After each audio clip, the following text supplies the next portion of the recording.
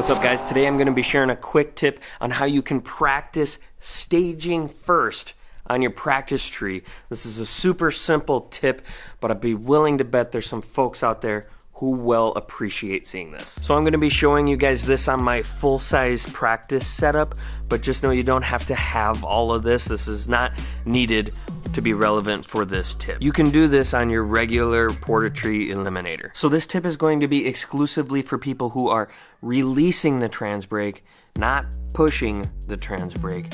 I've practiced a ton both ways, and you guys know that I've been pushing to activate the delay cycle inside of my car using a Z-Force delay box for over a decade. Lately, I've been experimenting a lot with releasing the trans brake, trying to get good at doing it both ways, and I've been developing a few tips here and there to share with you guys who are releasing. When I started practicing my release, I quickly realized there's a major inaccuracy between practice and reality, specifically when trying to simulate a staging first situation. So let me demonstrate.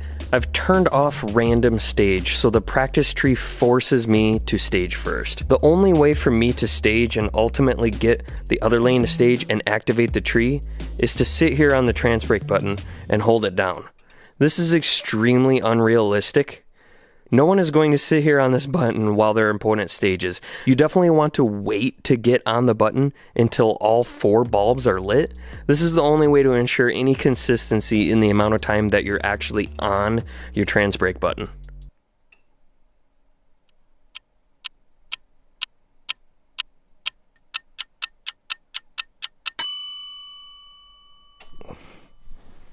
So how can we effectively simulate this situation on a practice tree? Staging first without sitting there forever on the trans brake button. Check out this one simple setting. Go into your delay box settings and change your button motion from release to press release. What this allows you to do is to go ahead and click the button once to turn on the stage bulb. Then you can allow your opponent to stage and then go through your regular press and release button motion like normal. Let's go ahead and try this once while holding the camera. So I'll push it to turn on the stage bulb. I'm not on it. Wait for my opponent to stage.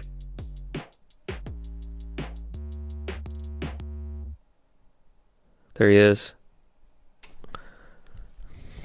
What's really cool about this is that you can take it to the next level. For example, I have these additional buttons wired in parallel so I can use them as like a bump down and whatnot. So I can actually turn on the stage bulb with my bump down button, which is actually really very similar to the routine that I do inside the race car because I click this very same button to activate my pro stage. You could also use a foot pedal to turn on the stage bulb if that's more similar to your actual in-car routine. Really, you can set this up however you like. One last thing worth mentioning is why even do this? Why not just turn random stage on and turn the auto start all the way down to 1 second and basically make the tree force the opponent to stage first right away every single time so that you just stage last? And why not just practice that way? What's the reason for practicing the way I described in this video? 2 reasons. The first is I think it's really important to practice staging first. I think the whole starting line rhythm and the way that you need to be focused enough to watch your opponent's stage bulb come on, and you're not in control of when the tree is actually going to drop.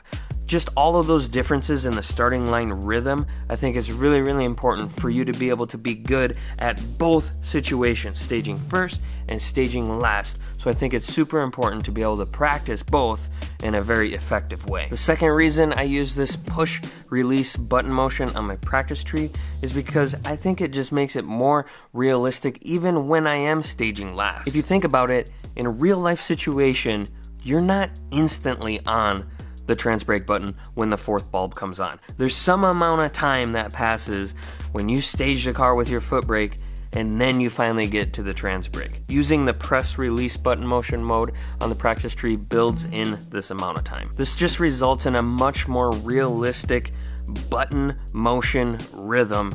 It's much more real and it's much more similar to what's happening in the race car. If you're gonna spend the time practicing, you might as well make it as close to real as you possibly can. That's gonna wrap up this video. I hope you guys enjoyed it. Thank you so much for liking, commenting, subscribing, sharing the videos with 10 of your closest racing buddies, all the things that you guys do to support this channel, including visiting the GallStar TV swag shop. There are some new items up on the swag shop. Links down in the description. By the time you guys watch this video, I'm probably like scrambling to get ready to head out in the morning for PRI. I hope I see a lot of you guys out at PRI. Definitely make sure you follow me on social media, the GallStar TV Facebook page and the Instagram page, to keep up with where I'm hanging out at PRI.